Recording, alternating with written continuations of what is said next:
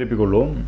நீதிமொழிகள் 4வது அதிகாரம் 20வது வசனத்திலிருந்து வாசிக்கிறேன். நீதிமொழிகள் 4வது அதிகாரம் 20வது வசனத்திலிருந்து வாசிக்கிறேன். என் மகனே, என் வார்த்தைகளை கவனி, என் வசனங்களுக்கு உன் செவியை சாய். அவைகள் உன் கண்களை விட்டு பிரியாதிருப்பதாக, அவைகளை உன் இருதயத்துக்குள்ளே காத்துக்கொள். அவைகளை கண்டுபிடிக்கிறவர்களுக்கு அவைகள் ஜீவனும் அவர்கள் உடலுக்கெல்லாம் ஆரோக்கியமுமாம். எல்லா காவலோடும் உன் இருதயத்தை காத்துக்கொள், அதினிடத்தினின்று ஜீவ ஊற்று புறப்படும். ஆமென். பாருங்க, நம்முடைய வாழ்க்கையில் இன்றைக்கி ஒரே ஒரு காரியத்தை பார்க்க போகிறோம். இந்த ஒரே ஒரு காரியம்தான் நமக்கு மிக மிக முக்கியமான தேவையான ஒன்றாக இருக்கிறது. ஒரு உதாரணத்தோடு நான் இதை ஆரம்பிக்க விரும்புகிறேன். 1800ஆம் ஆண்டுகளிலே ஜார்ஜ் முல்லர் என்கிற ஒரு பெரிய தேவ மனிதர் ஒருவர் வாழ்ந்து வந்தார். பாருங்கள், 2000க்கும் மேற்பட்ட அனாதை குழந்தைகளை அவர் தம்முடைய வசத்தில் வைத்து அனாதை இல்லங்களை நடத்தி அதில் பராமரித்து பொறுப்பெடுத்து அவங்கள போஷித்து காப்பாற்றி எல்லா விதத்திலும் அவர்களுக்கு ஆதரவாக இருந்து வந்தார். ஆனால் அவர் ஒருபோதும் தனக்கு இருந்த இந்த ஒரு பெரிய பொறுப்பு இருக்குது அப்படின்னு சொல்லிட்டு, இவ்வளோ பிள்ளைங்களை நான் பாதுகாக்க வேண்டியது இருக்குது, பராமரிக்க வேண்டியது இருக்குது, போஷிக்க வேண்டியது இருக்குது அப்படின்னு சொல்லிட்டு ஒரு நாளும் தேவனுடைய வார்த்தையிலிருந்து தன்னுடைய வாழ்க்கையை, தன்னுடைய அன்றாட வாழ்க்கையை பிரித்து கொண்டதே கிடையாது அப்படின்னு சொல்கிறார். அப்படின்னா என்ன அர்த்தம்? ஒவ்வொரு நாளும் தேவனுடைய வார்த்தைக்குன்னு நேரத்தை ஒதுக்கி அந்த வார்த்தையை தன்னுடைய உள்ளான மனுஷனுக்கு தேவையான ஒரு போஷாக்காக, உணவாக தினமும் நேரம் ஒதுக்கி மகிழ்ச்சியோட சந்தோஷத்தோடு உட்கார்ந்து நல்லா அதை வாசித்து தியானிக்கும் போது பாருங்கள், வேத வசனத்தை தியானிக்கும் போது நமக்குள்ள ஒரு மகிழ்ச்சி, ஒரு சந்தோஷம், ஒரு அனல் மூழ்கிறது, ஒரு உற்சாகம், ஒரு நம்பிக்கை, ஒரு தைரியம் வருகிறது. அவர் சொல்கிறாரு, தினமும் வேத வசனத்தை உட்கார்ந்து தியானிக்கும் போது தனக்குள்ள அப்படிப்பட்ட ஒரு மகிழ்ச்சியும் சமாதானமும் வருகிற வரைக்கும் தேவனுடைய வசனங்களை வாசித்து ஆராய்ந்து தியானித்து தொடர்ந்து வந்ததாக அவர் சொல்லுகிறார். கொஞ்சம் யோசிச்சு பாருங்கள். 2000 பிள்ளைங்களை வச்சு தினமும் அவங்களுக்கு சாப்பாடு கொடுக்கணும், அவங்களுக்கு தேவையான காரியத்தெல்லாம் சந்திக்கணும், இதெல்லாம் பண்ணிட்டு நல்லா ஒரு பெரிய பொறுப்போடு இருந்து அந்த ஊழியத்தை செய்து வந்திருக்கிறார் பாருங்கள். ஆனால் அதன் மத்தியிலும் தன்னுடைய தனிப்பட்ட வாழ்க்கைக்கு தேவையான ஒன்றாக இருக்கிற தேவனுடைய வார்த்தைக்கு நேரத்தை செலவழிக்கிறதுல, அதை வாசிக்கிறதுல, தியானிக்கிறதுல, அதை ஆராயறதுல, அதனால் தன்னுடைய உள்ளான மனுஷன் பலப்படுறதுல, அந்த மகிழ்ச்சியும் சந்தோஷமும் வருகிறதுல அதற்குன்னு இடம் கொடுக்கறத அவர் ஒருபோதும் தவிர்த்ததே இல்லை அப்படின்னு சொல்கிறார். எந்த அளவுக்கு ஒரு அர்ப்பணிப்போடு அதை பண்ணியிருக்கிறார் பாருங்க. ஏன் இதை நான் சொல்கிறேன்? ஒரு முறை ஜார்ஜ் முல்லர் ஒரு காரியத்தை சொல்கிறார். அவர் ஒரு மனுஷனை சந்தித்தாராம். அந்த மனுஷன் ஒவ்வொரு நாளும் ஒரு 14 மணி நேரத்திலிருந்து 16 மணி நேரம் வரைக்கும் வேலை செஞ்சானாம். அவர் சொல்கிறார், தன்னுடைய வாழ்க்கையிலுடைய அனுபவத்தை சொல்லும் போது சொல்கிறாரு, அந்த மனுஷன் தினமும் 14லேருந்து 16 மணி நேரம். கொஞ்சம் யோசிச்சு பாருங்கள். இன்றைக்கி 8 மணி நேரம் நிறைய பேர் வேலைக்கு போகிறாங்க, சிலர் 10 மணி நேரம் வேலைக்கு போகிறாங்க, சிலர் 12 மணி நேரம் வேலை பார்க்குறாங்க, அப்படிலாம் இருக்குது. ஆனால் இவர் கிட்டத்தட்ட 16 மணி நேரம், அதாவது 2 ஷிஃப்ட் வேலை பார்க்குற மாதிரி பார்த்துருக்கிறாரு. அந்த மனுஷனை பார்த்து இவர் சொன்னாராம், ஏன்ப்பா இவ்வளோ கஷ்டப்பட்டு 2 ஷிஃப்ட் வேலை பார்க்குற மாதிரி இவ்வளோ மணி நேரம் வேலை பார்க்குற, இது உன் உடல் ஆரோக்கியத்தை கெடுத்துருமே, இது உன் சரீரத்துக்கு நல்லதில்லை, உன் மனதுக்கு நல்லது இல்லையே, ஏன் இவ்வளோ கஷ்டப்பட்டு இதை பண்ணுற, ஏன் உன் ஆரோக்கியத்தை நீயே கெடுத்துட்ருக்குற அப்படின்னு கேட்டாராம் பாருங்கள். ஏன் உன் இவ்வளோ நேரம் வேலை பார்த்தா உன் குடும்பத்தோடு எப்படி நீ டைம் ஸ்பெண்ட் பண்ணுவ, உன் சரீர ஆரோக்கியம் இன்னும் கெட்டு போயிட்டே இருக்குமே, இப்படி இருந்தால் உனக்கு நல்லது இல்லையே, எப்படி நல்லா ரெஸ்ட் எடுக்க முடியும், எப்படி நல்லதை சாப்பிட முடியும், எப்படி நீ இருக்கிற, இது நல்லது இல்லையே அப்படின்னு சொன்னால், அதுக்கு அவர் சொன்னாராம்,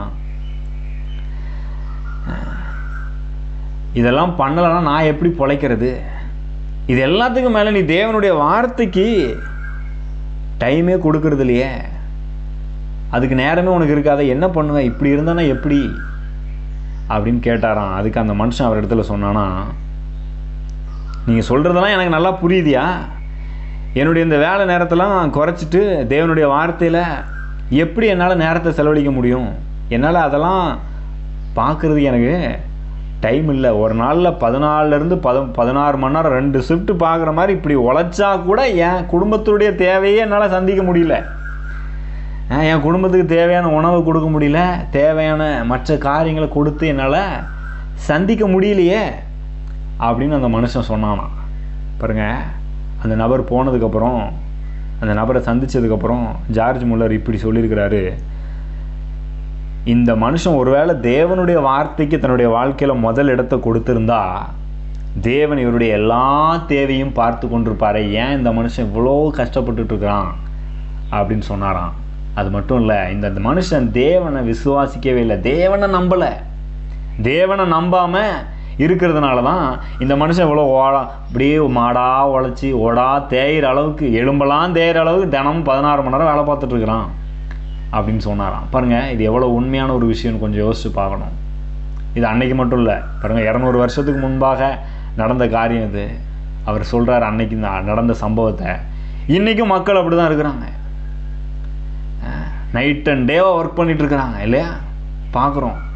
இதெல்லாம் பண்ணலன்னா எப்படி நான் மாதம் மாதம் தேவையை சந்திக்கிறது, இஎம்ஐ கட்டுறது, அதை பண்ணுறது, இதை பண்ணுறது, பிள்ளைங்களை எப்படி வளர்க்குறது, மனைவியினுடைய தேவையை எப்படி சந்திக்கிறது, ஃபீஸ் எப்படி கட்டுறது, இந்த பில்லெல்லாம் எப்படி பே பண்ணுறது அப்படின்னு இன்றைக்கும் இதே மாதிரி தான் மாடாக உழைச்சி தேஞ்சிட்ருக்கிற ஆட்கள் இருக்கிறாங்க. இதனாலேயே மென்டலாக ஸ்ட்ரெஸ் ஆகி குடும்பத்தோட டைமை ஸ்பெண்ட் பண்ண முடியல, தங்களுடைய சரீர ஆரோக்கியம், மன ஆரோக்கியம் எல்லாவற்றையும் இழந்து தவிக்கிறார்கள், தூக்கம் இல்லாமல் அலைகிறாங்க. அதனால சரீரத்தில் பல்வேறு பாதிப்புகள், அதனால் உண்டாகிற பாதிப்புனால் நிறைய பேருக்கு குழந்தை இல்லை, நல்ல ஆரோக்கியம் இல்லை, ஒரு தெளிவாக சிந்திக்க முடியல, தேவையில்லாத ஸ்ட்ரெஸ்ஸு, டிப்ரெஷன் இப்படின்னு பாதிப்புக்குள்ளாயிட்டே போயிட்டுருக்குறாங்க பாருங்கள். ஆனால் அவங்க இப்படி தான் சொல்கிறாங்க, நான் நைட் அண்ட் டே ஒர்க் பண்ணலன்னா என் குடும்பத்தினுடைய தேவையெல்லாம் யார் சந்திக்கிறது, எனக்கு மற்ற எதுக்கும் நேரம் இல்லை, தேவனுடைய வார்த்தைக்கெல்லாம் நேரம் இல்லை, குடும்பத்துக்கு கொடுக்க கூட எனக்கு நேரம் இல்லை. ஆனால் அவங்க ஓடிக்கிட்டே இருக்கிறாங்க பாருங்கள். அவங்களுக்கு என்ன சொல்கிறார் ஜார்ஜ் முல்லர் சொல்கிற மாதிரி தான் நானும் சொல்லுவேன், தேவன் மேலே பெரிய நம்பிக்கை இல்லை.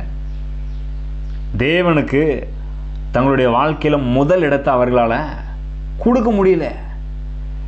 தேவனுக்கு என் வாழ்க்கையில் முதலிடத்தை கொடுத்தா அவர் என் தேவையெல்லாம் கண்டிப்பாக சந்திப்பார், பார்த்து கொள்வார். முதலாவது தேவனுடைய ராஜ்யத்தையும் அவருடைய நீதியும் தேடுங்கள், அப்பொழுது இவைகள் எல்லாம் பாருங்கள், அதில் நம்முடைய வாழ்க்கையின் எல்லா தேவைகளும் உள்ளடங்கி இருக்கிறது, இவைகள் எல்லாம் கூட கொடுக்கப்படும் சொல்லியிருக்கிறாரு. அதில் பெரிய ஒரு நம்பிக்கை இல்லை அநேகருக்கு.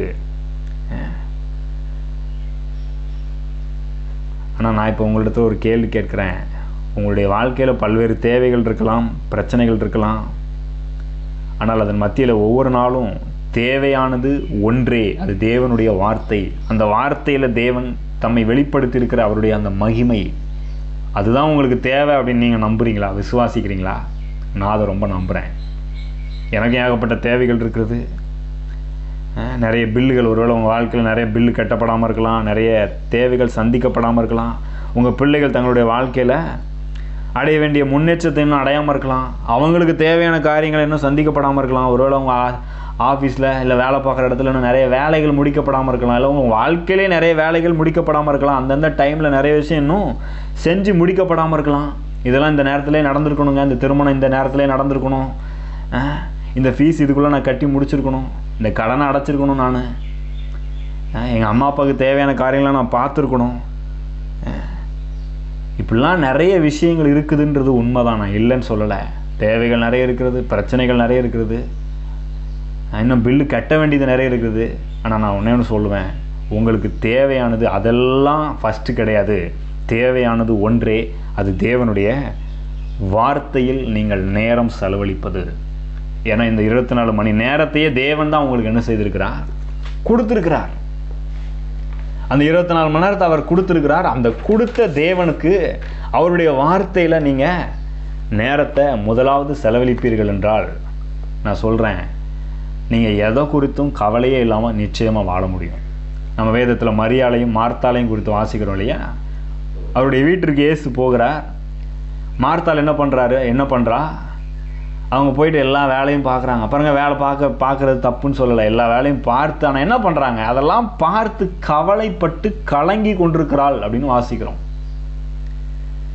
மரியாள் என்ன பண்ணுறா, தன்னை விட்டு எடுபடாத நல்ல பங்கை தெரிந்து கொண்டாள் அப்படின்னு இயேசு சொல்கிறார். தேவையானது அந்த ஒரே ஒரு நல்ல பங்கு. என்ன, அவருடைய பாதத்தில் உட்கார்ந்து, அவருடைய வார்த்தையில் உட்கார்ந்து, அவர் எனக்கு என்ன சொல்கிறாரு, இந்த வாழ்க்கையின் காரியங்களை, பிரச்சனைகளை, இந்த தேவைகளை சந்திப்பதற்கு என் தேவன், என்னை உண்டாக்கினவர், அவர் என்னுடைய நல்ல தகப்பனாக இருக்கிறாரு. அவர் என் தேவைகளாக சந்திக்கிற நல்ல எகோவா ஈரேவா இருக்கிறார். இந்த தேவைகள் ஏற்படுவதற்கு முன்பதாகவே தேவைகள் எல்லாவற்றையும் ஆயத்தம் பண்ணுகிற ஒரு தேவனாக இருக்கிறார். எல்லாத்தையும் ப்ரிப்பேர் பண்ணி வச்சிருக்கிறார் பாருங்கள். இன்னும் கேட்டால் நம்மளாம் பிறக்கிறதுக்கு முன்னாடியே நமக்காக கல்வாரி சிலுவையிலே நம்முடைய பாவங்களுக்காக, சாபங்களுக்காக, எல்லாவற்றுக்காகவும் அடிக்கப்பட்டு மரித்தோரிலிருந்து உயிரோடு எழும்பி உன்னதத்தில் உட்கார்ந்திருக்கிறார். நாம் ஐஸ்வர்யவான்கள் ஆகும்படி அவர் தரித்திரராக ஆகிட்டார் பாருங்க. ஏற்கனவே இதெல்லாம் ஏற்கனவே ஆயத்தம் பண்ணி வச்சுட்டாரு. நாம் என்ன பண்ணணும்? அவருடைய சமூகத்தில் போய் உட்கார வேண்டும், அவருடைய வார்த்தையை வாசிக்க வேண்டும், தியானிக்க வேண்டும், யோசிக்க வேண்டும், அதை பெருசாக பார்க்கணும். அப்பொழுது அந்த வார்த்தையில் தம்மை வெளிப்படுத்தி இருக்கிற அந்த தேவனுடைய மகிமையை நீங்கள் பார்க்க ஆரம்பிப்பீங்க பாருங்கள். அதை பார்த்த உடனேயே உங்கள் பிரச்சனைலாம் ஒன்றும் இல்லாமல் போயிடும். மரியாள் அப்படி தான் தன்னை விட்டு எடுபடாத நல்ல பங்கை தெரிந்து கொண்டாள். அதை தெரிந்து கொள்ளாத மார்த்தாள் பாருங்கள், இயேசுவினிடத்தில் வந்து முறையிடுகிறாள். எல்லா வேலையும் நானே செஞ்சிட்ருக்கிறேன், என் சகோதரி எனக்கு உதவியே பண்ணல, என்னை தனியாக விட்டுட்டு இப்படி வந்து உட்காந்துட்டு சும்மா உட்காந்துட்ருக்கிறாளே அப்படின்னு வந்து புலம்புறா பாருங்க. ஆனால் அதற்கு இயேசு என்ன பண்ணுறாரு? ஆமாம்மா நீ போய் கொஞ்சம் வேலை செய்ய அப்படி சொல்லலை. அப்புறம் வேலை செய்கிறது முக்கியம் தான், இல்லைன்னு சொல்லலை. ஆனால் அதை விட முக்கியம் ஒன்று இருக்குது பாருங்க. நீங்கள் வேலைக்கு போங்க, நல்லது, ரொம்ப நல்லது. நிறைய வேலையை செய்யுங்க, வீட்டில் வேலைகள் இருக்குது செய்யுங்க, கண்டிப்பாக நல்லது, நான் அதெல்லாம் வேணான்னு சொல்லலை. ஆனால் அதற்கு முன்பாக நமக்கு தேவையான ஒரு விஷயம் இருக்குது. என்ன? அது இயேசுவினுடைய பாதம், அவருடைய வார்த்தை. மத்தேயு 10வது அதிகாரத்தில், லூக்கா 10வது அதிகாரத்தில் நம்ம இதை குறித்து வாசிக்கிறோம். இயேசு கடைசியாக என்ன சொல்கிறாரு? மார்த்தாளுக்கு சப்போர்ட் பண்ணல, மரியாளுக்கு சப்போர்ட் பண்ணுறாரு. என்ன சொல்கிறாரு? நீ அநேக காரியங்களை குறித்து கவலைப்பட்டு கலங்குகிறாய், ஆனால் தேவையானது ஒன்றே. மரியாள் தன்னை விட்டு எடுபடாத நல்ல பங்கை தெரிந்து கொண்டாள். அந்த நல்ல பங்கு அது அவளிடமிருந்து என்ன செய்யப்படாது? எடுக்கப்பட மாட்டாது. அது ஒரு நல்ல பங்கு அப்படின்றாரு. இந்த நல்ல பங்கு, இந்த நல்ல தேவனுடைய வார்த்தை, ஜீவனும் வல்லமையும் உள்ள வார்த்தை என்ன பண்ணும்? உங்கள் வாழ்க்கைக்கு தேவையான ஜீவனை, வல்லமையை, வாழ்க்கைக்கு தேவையான எல்லா தேவைகளையும் இந்த வார்த்தை கொண்டு வரும் என்று சொல்கிறார். ஆமென். ஆகவே நான் சொல்கிறேன், நீங்கள் இந்த தேவனுடைய வார்த்தைக்கு நேரத்தை ஒதுக்கி வாசித்து தியானித்து, ஆண்டவர் எனக்கு என்ன சொல்கிறார், இன்றைக்கி அவர் எனக்கு என்ன சொல்கிறாரு, நான் வேலைக்கு போகிறேன், தேவைகள் நிறைய இருக்குது, இதன் மத்தியில் தேவன் எனக்கு என்ன சொல்கிறார் அப்படின்னு நீங்கள் உட்கார்ந்து வாசித்து ஆராயும் போது, தியானிக்கும் போது என்ன ஆகிறது பாருங்கள். நீங்கள் உண்மையிலேயே ஒன்றையுமே இழந்து போக மாட்டீங்க.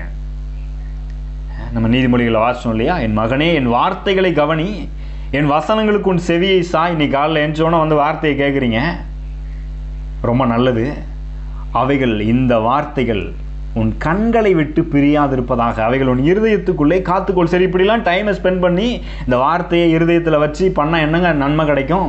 22வது வசனத்தில் சொல்கிறாரு, அவைகளை கண்டுபிடிக்கிறவர்களுக்கு அவைகள் ஜீவனும் அவர்கள் உடலுக்கெல்லாம் ஆரோக்கியமுமாம் அப்படின்றார். இந்த வார்த்தை உங்கள் சரீரத்தையே சுகமாக்குது, உங்களுக்கு உங்களுடைய வாழ்க்கைக்கு தேவையான எல்லாவற்றையும் கொண்டு வருகிறது.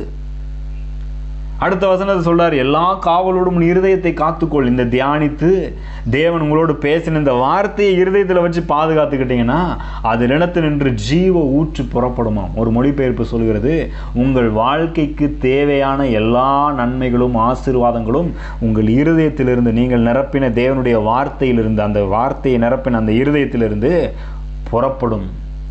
அந்த ஜீவ ஊற்று இருதயத்திலிருந்து புறப்பட்டு ஓடுன்றாரு. உங்களுக்கு என்னவான தேவையாக இருக்கலாம், ஆனால் அது எல்லாவற்றுக்கும் தேவையானது இந்த தேவனுடைய வார்த்தை ஒன்றே. இதை யோசுவாவுக்கு கூட ஆண்டவர் சொல்கிறார் பாருங்க. பழைய ஏற்பாட்டில் அந்த ஒரு வசனத்தை நான் வாசித்து முடிக்க விரும்புகிறேன். யோசுவா 1வது அதிகாரம் பாருங்க. யோசுவாவுக்கு பெரிய சிக்கல், பெரிய பிரச்சனை. பெரிய தலைவர் இறந்துட்டாரு. அடுத்தால இந்த 20 லட்சத்துக்கும் அதிகமான இந்த மக்களை இவர் தான் வழி நடத்தி கூட்டிட்டு போகணும் பாருங்க. இந்த ஜனங்கள் சாதாரண ஜனங்கள் கிடையாது, பெரிய ஒரு சிக்கலான ஜனங்கள். அது மட்டும் இல்லாமல் பல்வேறு தேவைகள் இருக்கிறது. கானான் தேசத்தில் போய் அந்த தேசத்தையே இவர்களுக்கு பங்கிட்டு கொடுக்கணும். பெரிய வேலை பாருங்க, ரொம்ப கஷ்டமான வேலை. 20 லட்சம் பேர் நீங்கள் என்னையாவது நடத்தியிருக்கீங்களா தலைவராக இருந்து? நம்ம குடும்பத்தில் மனைவி 2 பிள்ளைகளை வச்சு நடத்துகிறதே பெரிய பாரம்னு நினைக்கிறோம். இல்லை கணவனோடு பிள்ளைகளோடு வாழ்கிறதே பெரிய கஷ்டம், பெரிய பாரம்னு நினைக்கிறோம். இல்லை ஆஃபீஸில் போய் வேலை செஞ்சு நமக்கு கீழே கொடுத்துருக்குற 2-3 பேரை வச்சு நல்லா மேய்ச்சி கொண்டு போகிறதே பெரிய பாரமாக நினைக்கிறோம். ஆனால் கொஞ்சம் யோசிச்சு பாருங்கள், எவ்வளோ அற்புதத்தை பார்த்தாலும் அதை எதிர்த்து தேவனுக்கு எதிராக பேசி குழப்பி இப்படி இருந்த ஒரு ஜனங்கள், இந்த ஜனங்களை நடத்தி கொண்டு போய் இவங்களுக்கு அந்த தேசத்தையே பங்கிட்டு கொடுக்கணும். எவ்வளோ பெரிய பொறுப்பு, எவ்வளோ பெரிய வேலை பாருங்கள். அந்த நேரத்தில் பயந்து கொண்டிருக்கிற யோசுவாவை பார்த்து கர்த்தர் சொல்கிறாரு, யோசுவா 1வது அதிகாரத்தில், நீ உயிரோடு இருக்கும் நாளெல்லாம், யோசுவா 1வது அதிகாரம் 5வது வசனத்தில் சொல்கிறார், நீ உயிரோடு இருக்கும் நாளெல்லாம் ஒருவனும் உனக்கு முன்பாக எதிர்த்து நிற்பதில்லை. நான் மோசையோடு இருந்தது போல உன்னோடும் இருப்பேன். நான் உன்னை விட்டு விலகுவதும் இல்லை, உன்னை கைவிடுவதும் இல்லை. பாருங்க, இந்த வார்த்தையை பெற்றுக்கொள்கிறான் கர்த்தர். தொடர்ந்து சொல்றாரு, நீ பலங்கொண்டு திடமானதா இரு. இந்த ஜனத்தின் பிதாக்களுக்கு நான் கொடுப்பேன் என்று ஆணையிட்ட தேசத்தை நீ இவர்களுக்கு பங்கிடுவாய். என் தாசனாகிய மோசே உனக்கு கற்பித்த நியாய பிரமாணத்தின்படியெல்லாம் செய்ய கவனமாக இருக்க மாத்திரம் மிகவும் பலங்கொண்டு திடமானதாயிரு. நீ போகும் இடமெல்லாம் புத்திமானாய் நடந்து கொள்ளும்படிக்கு அதை விட்டு வலதுபுறம் இடதுபுறம் விலகாதிருப்பாயாக. பெரிய வேலை என்னங்க பண்ணுறது ஆண்டவரே அப்படின்னு கேட்டால் ஆண்டவர் சொல்றாரு, நான் அவங்க கூட இருக்கிறேன். நீ உயிரோடு இருக்கிற வரைக்கும் ஒருவனும் உனக்கு முன்பாக எதிர்த்து நிற்க முடியாது. நீ என்ன பண்ணணும்? நான் மோசையின் மூலமாய் கொடுத்த இந்த வார்த்தையை விட்டு வலதுபுறமாவது இடதுபுறமாவது சாயாத, இதுலேயே ஸ்ட்ரைட்டாக இருதல உறுதியாயிரு. அடுத்த வசனத்தில் சொல்றாரு, இந்த நியாயப்பிரமாண புஸ்தகம் உன் வாயை விட்டு பிரியாதிருப்பதாக. இதில் எழுதியிருக்கிறவைகளின்படியெல்லாம் செய்ய நீ கவனமாய் இருக்கும்படிக்கு இரவும் பகலும் இதை தியானித்து கொண்டிருப்பாயாக. அப்பொழுது நீ புத்திமானாய் உன் வழியை வாய்க்க பண்ணுவாய். அப்பொழுது நீ புத்திமானாயும் நடந்து கொள்வாய். எப்படி வாழ்க்கையில் இந்த ஜனங்களை எப்படி கொண்டு போய் சேர்க்க போற, இதில் எப்படி வெற்றி பெற போற, இந்த வார்த்தையில கவனமா இரு, இதை தியானிக்கிறதுல கவனமா இரு, இரவும் பகலும் இதை யோசிச்சுட்டு நான் என்ன சொல்லியிருக்கிறேன்னு கவனி. இதை கவனிக்க நீ புத்திமானா ரொம்ப தெளிவாக கிளியராக நடத்துவ. கண்டிப்பாக வெற்றி உனக்கு கிடைக்கும். நீ உன் வழியை வாய்க்க பண்ணுவாய். நீ செய்கிறதெல்லாம் வாய்க்கும் அப்படின்றாரு. அடுத்தால் சொல்கிறாரு, நான் உனக்கு கட்டளை இடவில்லையா? பலங்கொண்டு திடமனதாயிரு, திகையாதே கலங்காதே. நீ போகும் இடமெல்லாம் உன் தேவனாகிய கர்த்தர் உன்னோடே கூட இருக்கிறார். நான் சொல்கிறேன், நீங்களும் உங்கள் வாழ்க்கையில் பெரிய பொறுப்பு இருக்குதுங்க, நிறைய தேவைகள் இருக்குதுங்க, வேலைகள் இருக்குதுன்னு சொல்கிறீங்களா? ஒன்றில் கவனமாக இருங்க. தேவையானது இந்த ஒன்று தான். என்ன? கர்த்தருடைய வார்த்தையில் தியானமாக இருங்க. அவர் என்ன சொல்கிறாருன்னு கவனிங்க. அவர் சொல்கிறார், நான் உன் கூட இருக்கிறேன்றாரு. நீ கலங்காத திகையாத, நான் உன் தேவன்றாரு. உனக்கு முன்பாக யாரும் இருக்க முடியாது, நான் உன் கூடயே வர்றேன்றாரு. நீ நான் சொல்கிறத மட்டும் கவனி. பாருங்கள், இந்த வார்த்தையை தியானிக்கும் போது உங்கள் வாழ்க்கையின் அன்றாட பிரச்சனைகள், சூழ்நிலைகள் மத்தியில், தேவைகள் மத்தியில் என்ன செய்யணும், எப்படி இதை செய்யணும், எப்படி இதை கையாளணும் அப்படின்றத காரியத்தை குறித்து ஆண்டவர் உங்களோடு பேசுகிறாரு. ஆவியானவர் உங்களுக்கு அதை உணர்த்துகிறார், உங்களை வழி நடத்துகிறார். அதை கவனிச்சுட்டா போதும். பாருங்கள், கண்டிப்பாக உங்களுக்கு தான் சக்ஸஸ். நீங்கள் உங்கள் வழியை வாய்க்க பண்ணுவீங்க, புத்திமானாய் நடந்து கொள்வீங்க. பாருங்கள், புத்திமானா விவேகமாக எங்கே என்ன பண்ணணும், எப்படி பேசணும், என்ன செய்யணுன்றது தெரிஞ்சிச்சுன்னா நீங்கள் செய்கிற வேலை சக்ஸஸ். குடும்பத்தை நடத்துகிறீங்க, கணவன்கிட்ட எப்படி பேசணும், பிள்ளைங்கள்ட்ட எப்படி பேசணும், இந்த சூழ்நிலைகள் மத்தியில், இக்கட்டு மத்தியில், தேவையில்லாத சிக்கல்கள் வர்ற நேரத்தில் கரெக்டாக என்ன பேசினா வேலை நடக்கும், எப்படி பேசினா அந்த காரியம் நடக்கும், எப்படி இதை செஞ்சு அந்த காரியம் சரியாக வாய்க்கும் அப்படின்றத சரியாக பண்ணிட்டோன்னா அந்த காரியம் சக்ஸஸ் ஆயிரும் இல்லையா? அதை எப்படி பண்ணுறது? அவருடைய வார்த்தையில் தியானமாக இருந்தால், அவர் சொல்கிறபடி செஞ்சோன்னா ஈஸி ஆயிரும் அப்படின்னு சொல்கிறாரு. அதனால தான் சொல்கிறேன், உங்களுக்கு 1000 தேவைகள் இருக்கலாம், என்ன வேணா இருக்கலாம். நான் சொல்கிறேன், நேரத்தை ஒதுக்கி உட்கார்ந்து தேவனுடைய வார்த்தையை தியானித்து வாசித்து யோசித்து ஆராய்ந்து பாருங்கள். நீங்கள் ஒன்றையுமே இழந்து போக மாட்டீங்க. இன்னும் கேட்டால் எல்லாவற்றையும் பெற்றுக்கொள்வீர்கள். உங்கள் வாழ்க்கையில் நிச்சயமாக வெற்றி உண்டாகும். நீங்கள் சக்ஸஸ் ஆவீங்க. பிரச்சனை என்ன வந்தாலும், தேவைகள் எவ்வளோ பெருகினாலும் அதன் மத்தியில் கர்த்தர் உங்கள் கூட இருந்து எல்லாவற்றையும் வாய்க்க பண்ணுவார். அவர் யெகோவா ஈரேவா இருந்து அவர் ஆயத்தம் பண்ணி வைத்திருக்கிற எல்லா நன்மைகளையும் ஆசீர்வாதங்களையும், உங்கள் தேவைகளை சந்திக்கிறதுக்காக அவர் சிலுவையில் சம்பாதிச்சு வச்ச எல்லா நன்மைகளையும் நீங்கள் பெற்று அனுபவிப்பீங்க. வாழ்க்கையை ரொம்ப ஈஸியாகிடும். பாருங்கள், எத்தனை பேர் சொல்கிறீங்க, எனக்கு தேவையானது இந்த ஒன்றே தான் அப்படின்னு. நான் முடிவு பண்ணிட்டேன், என் வாழ்க்கையில் எனக்கு தேவையானது ஒன்றே முதலாவது இதுதான். இதில் ஆரம்பித்து, ஆண்டவருடைய வார்த்தையில் ஆரம்பித்து தியானிக்கிறதுல நேரம் செலவழிச்சு, அதுக்கப்புறம் போய் என்னுடைய வேலைகள் மற்ற காரியத்தெல்லாம் செய்ய போகிறேன். பாருங்கள், போகிற இடம்லாம் காரியம் வாய்க்குது. இதுக்கு என்ன செய்கிறது, அதுக்கு என்ன செய்கிறது, நிறைய காரியங்கள் வருது பாருங்கள். ஆனால் கர்த்தர் கரெக்டாக காரியங்களை வாய்க்க பண்ணுகிறார், சரியாக பேச வைக்கிறாரு, சரியான ஆட்களோட போய் கனெக்ட் பண்ணுறாரு. எல்லா காரியங்களும் ஈஸியாகுது, சுலபமாக முடியுது. நான் சொல்கிறேன், உங்கள் வாழ்க்கையிலும் அப்படி கர்த்தர் செய்வார். இன்றைய தீர்மானிங்க, தேவையானது ஒன்றே, அது தேவனுடைய வார்த்தையை வாசிப்பது, தியானிப்பது, அவருடைய பிரசன்னத்தில் உட்கார்ந்த நேரத்தை செலவழிப்பது. நாம் ஜெபிக்கலாம். ஸ்தோத்திரம் கர்த்தாவே, நீங்கள் வெற்றி அடைவது நிச்சயம். உமக்கு நன்றி செலுத்துகிறோம் கர்த்தாவே, எங்கள் நல்ல தகப்பனே, உமக்கு நன்றி செலுத்துகிறோம். இயேசுவின் நாமத்தினாலே உம்முடைய சமூகத்தில் வருகிறோம். ஆண்டவரே, இன்று மாத்திரமல்ல, எப்பொழுதும் ஒவ்வொரு நாளும் எங்கள் வாழ்நாளெல்லாம் எங்களுக்கு தேவையானது ஒன்றே, அது உம்முடைய பாதம், உம்முடைய பிரசன்னம், உம்முடைய வார்த்தை. உம்முடைய வார்த்தையை வாசித்து, தியானித்து, யோசித்து, அதன்படி நாங்கள் வாழ, நேரத்தை செலவழிக்க நீர் எங்களுக்கு உதவி செய்வீராக கர்த்தாவே. உம்முடைய கரம் கூட இருந்து வழி நடத்தட்டும், பலப்படுத்தட்டும். பரிசுத்த ஆவியானவரே, ஆண்டவரே, இந்த கூட்டத்தில் கலந்து கொள்கிற மக்களுடைய ஒவ்வொருவருடைய தேவைகள், அவருடைய சூழ்நிலைகள் எல்லாவற்றையும் நீர் அறிந்திருக்கிறீர். இயேசுவின் நாமத்தினாலே அவர்கள் ஒவ்வொருவருக்காயும் ஜெபிக்கிறேன். அவருடைய தேவைகள் எல்லாம் சந்திப்பீராக. எல்லாவற்றுக்கும் மேலாக அவர்களுக்கு தேவை ஒன்றே, அது உம்முடைய வார்த்தை, உம்முடைய பிரசன்னம். நீர் அவர்களோடு கூட இருந்து உதவி செய்யும்படியாய் ஜெபிக்கிறோம் கர்த்தாவே. அவர்கள் என்ன சூழ்நிலை இருந்தாலும் அந்த இக்கட்டிலிருந்து, சூழ்நிலையிலிருந்து நீர் வெளிக்கொண்டு வருவீராக.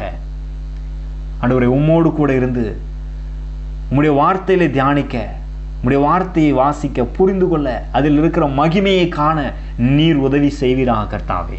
மரியாளை போல தன்னை விட்டு எடுபடாத அந்த தேவையான ஒன்றாயிருக்கிற நல்ல பங்கை இவர்கள் ஒவ்வொருவரும் தெரிந்து கொள்ளட்டும். இவர்கள் வாழ்க்கையில வெற்றி பெறட்டும். சவால்களை சந்திக்கும் போது ஜெயித்து முன்னேறட்டும் கர்த்தாவே. தடையாயிருக்கிற எல்லா தடைகளும் இயேசுவின் நாமத்தினாலே நீங்கி போவதாக. அவர்கள் கையிட்டு செய்கிற எல்லா காரியங்களையும் வாய்க்க பண்ணுவீராக. அது ஆசீர்வாதமாய் வெற்றியாய் முடிய பண்ணுவீராக கர்த்தாவே. நான் உன்னை விட்டு விலகுவதும் இல்லை, உன்னை கைவிடுவதும் இல்லை என்று சொன்ன தேவன் கூட இருந்து ஒவ்வொரு நாளும் வழி நடத்துவீராக. அப்படி செய்கிறதற்காய் நன்றி செலுத்துகிறோம். பரிசுத்த ஆவியானவர் ஒவ்வொரு நாளும் இந்த சத்தியத்தை நினைப்பூட்டுவீராக. தேவையானது ஒன்றே, அது நீரே, உம்முடைய வார்த்தையே என்பதை புரிய வைப்பீராக. அப்படி செய்கிறதற்காய் நன்றி செலுத்துகிறோம். எங்கள் ஆண்டவராகிய இயேசுவின் நாமத்தில் ஜெபிக்கிறோம் நல்ல பிதாவே. ஆமென். God bless you. இந்த செய்தி உங்களுக்கு மிகுந்த ஆசீர்வாதமாக இருந்திருக்கும் என்று நம்புகிறோம். இதை உங்கள் நண்பர்களோடும் பகிர்ந்து கொள்ளுங்கள். காலையில் கடவுளோடு என்கிற இந்த ஜெபம் திங்கள் முதல் சனிக்கிழமை வரை ஒவ்வொரு நாளும் காலை 5:30 மணி முதல் 6 மணி வரை கூகுள் மீட் இணையதளத்தில் நடைபெறுகிறது. இதில் நீங்களும் நேரடியாக கலந்து கொள்ள விரும்பினால் 9487660939 என்கிற எண்ணிற்கு நீங்கள் தொடர்பு கொள்ளலாம், அல்லது வாட்ஸ்அப் மூலமாக மெசேஜ் அனுப்பலாம். உங்களுக்கு அதற்கு தேவையான லிங்க் மற்றும் விவரங்கள் அனுப்பி வைக்கப்படும். நீங்கள் ஆசீர்வதிக்கப்பட்டவர்கள்.